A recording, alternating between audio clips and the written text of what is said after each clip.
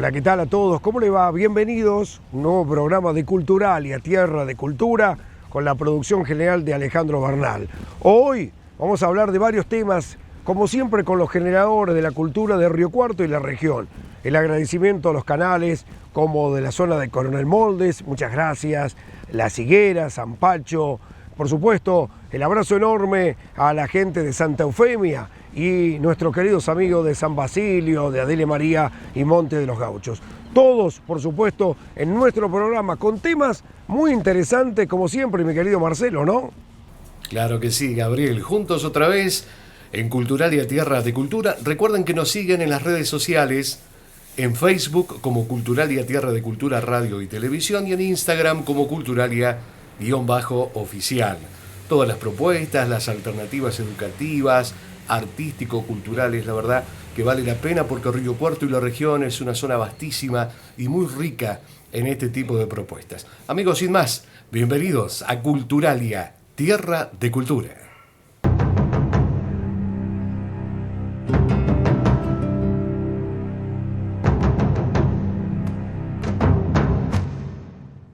Un momento especial en nuestro programa, Culturalia, Tierra de Cultura, el reportaje, en este lugar, en lo que es el Bosque de la Poesía. Vamos a hablar con un amigo, vivió muchos años en España, desde hace varios años está nuevamente en Río Cuarto, nacido en esta región del sur de la provincia de Córdoba, es poeta, también tiene su corredor literario. Nos va a hablar de esta idea del Bosque de la Poesía. Con el escritor Antonio Tello hablamos del Bosque de la Poesía, acá frente al Centro Cívico del Gobierno de Córdoba.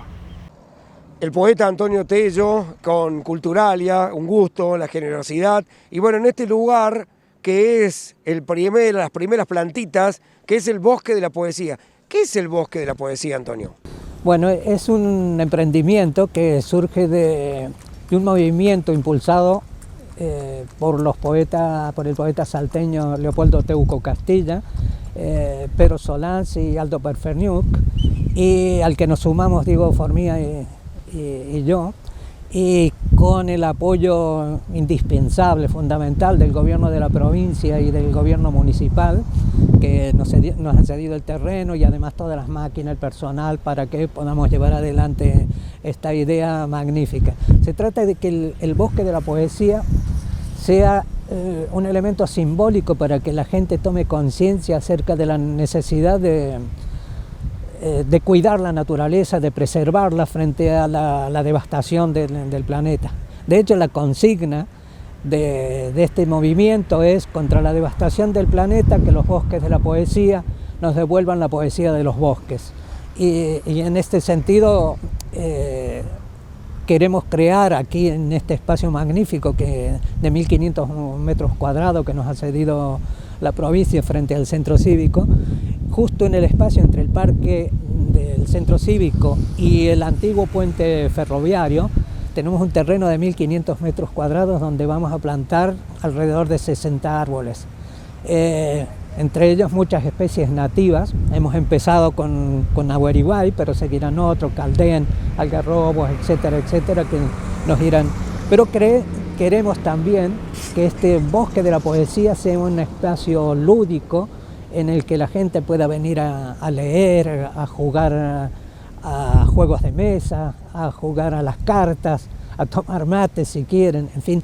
Y también tenemos pensado en que este espacio sea también lugar de encuentro de poetas, que incluso algunas de las actividades del Aguante Poesía que lleva Diego Formía desde la Subsecretaría de Cultura puedan celebrarse aquí en este lugar. Y otra cosa importante es que cada uno de los árboles, entre lo que tenemos previsto hacer, aparte del mobiliario urbano correspondiente, es que cada árbol lleve una placa donde figure el nombre popular del árbol, el nombre científico y el nombre de un poeta, con un código QR que a través del móvil, del celular, el que venga a visitar el bosque pueda ponerlo allí y lo remita a una página donde encontrará los poemas de los distintos poetas que están nombrados en este parque. Antonio, también la idea es que esto se replique en otras localidades del interior del sur de Córdoba, ¿no?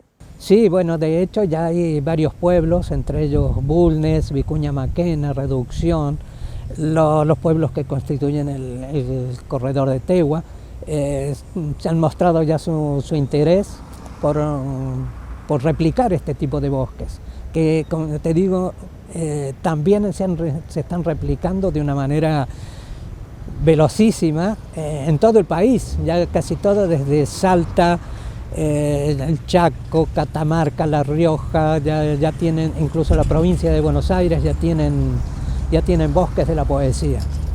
Antonio, vos que también sos responsable del corredor literario y más allá que asesorás al gobierno de Córdoba en el área de cultura, ¿son muchos los poetas de esta zona de Río Cuarto? ¿Hay un relevamiento?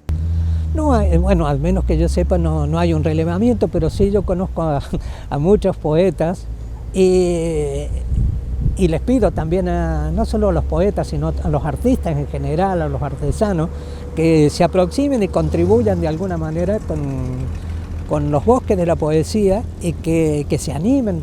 Por ejemplo, hay poetas aquí en Las Higueras, en Olver también, que hagan allí en estas localidades próximas el bosque de la poesía y que se apropien de que vengan y participen también en la construcción de este bosque.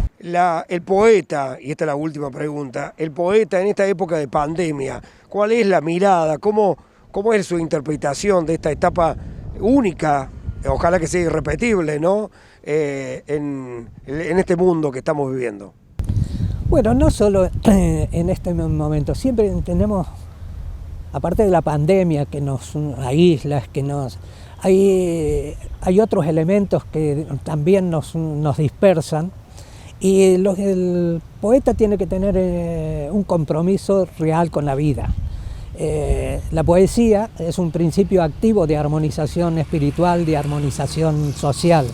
Por lo tanto, no tiene que participar en las broncas, sino en construir cosas que puedan unirnos y que puedan sacarnos del corazón el espíritu de solidaridad, de amor a la naturaleza. Por eso también tenemos muy presente y estamos trabajando para que la naturaleza, a través de una ley nacional y una ley provincial, sean consideradas sujeto de derecho, a fin de que haya medidas más efectivas de protección a las especies vegetales y a las especies animales. Y esto es muy importante que se logre para transformar la situación del planeta.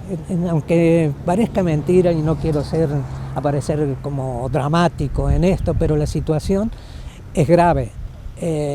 Y si habrán visto, por ejemplo, que tenemos invasiones de grillos, pero al mismo tiempo carecemos de mariposas y las abejas son cada vez menores. Este tipo de detalles nos están informando de que hay una situación biosférica realmente problemática y entonces tenemos que tomar conciencia de cuidar nuestro entorno.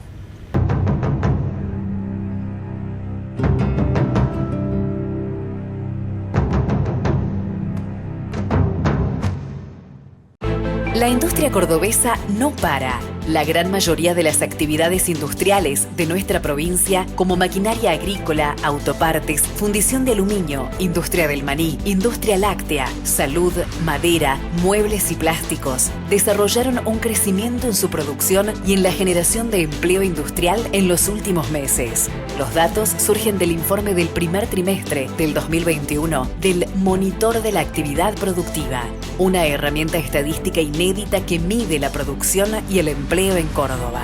El informe fue presentado por el ministro de Industria, Comercio y Minería, Eduardo Acastelo, y el secretario de Industria, Fernando Sibila, junto a representantes del sector industrial.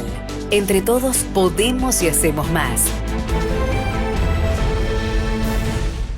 Ya fabricamos 200 máquinas para empresas, comercio y instituciones.